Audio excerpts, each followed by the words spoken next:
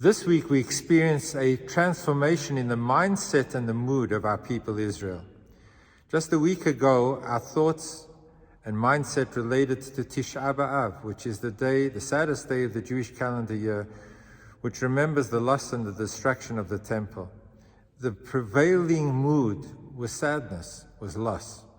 This Shabbat has a name, it's called Shabbat Nachamu, the Shabbat of comfort, because we read from the prophets this Shabbat, and now for 7 consecutive weeks, we read elements and details from the prophets that speak about optimism and hope and Geulah, redemption, reassurance that Hashem embraces His children, our people Israel, and that there is a happy future that awaits us.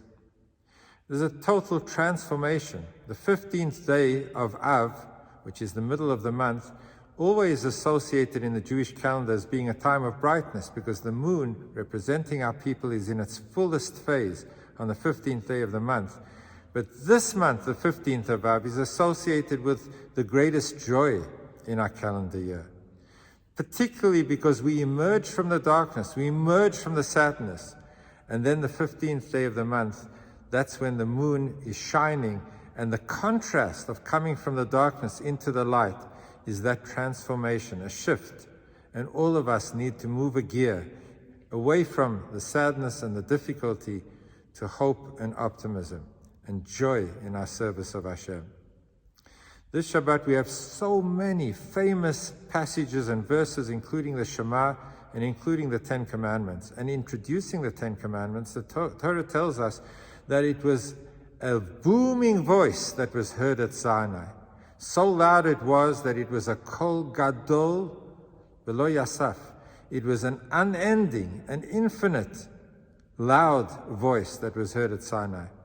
And the commentaries speak about what is the meaning of this infinite voice, this lo yasaf. It didn't end, it continued. It speaks about it in terms of it being not limited to a particular language. That moment, the world heard it in all the world's languages. It became palpable and digestible to all the different peoples of the world, that it reverberates not only through space but through time, that it remains relevant to every generation, including our own. That is the continuity of the not unending voice heard at Sinai. Then comes an explanation in the Midrash, which seems like an anticlimax. It says it was an unending voice in the sense that there was no echo. It continued to be heard without the phenomenon of an echo. Normally there would be an echo rebounding, not in this case. It seems to be a little of an anticlimax after talking about reverberating through time and through place. What is significant about the 10 Commandments and the sound and the voice of God not having an echo? What importance could there possibly be attributed to such a phenomenon?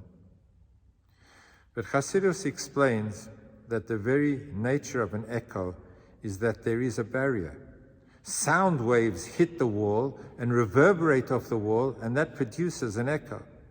An echo is produced in a place where there is hard substance, rock, walls, bare walls that create an echo.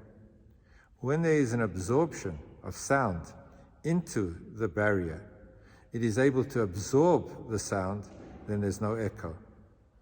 And symbolically what this is teaching us is that the sound and voice of Hashem had no echo because there was nothing in the world that was a barrier against which the sound of the voice of Hashem could possibly rebound. Every element of the world absorbed the message of Hashem. It was a sound that was taken in, digested.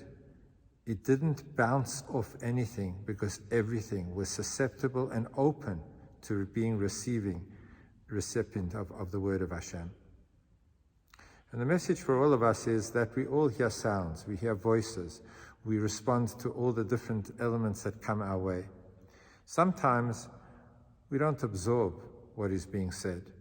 We become just a barrier, a wall on which the sound bounces. And the message to all of us is that when it comes to the word of Hashem, when it comes to the instruction of the Torah, the inspirations of our Judaism, the beautiful messages, Don't let them just come our way and bounce off us.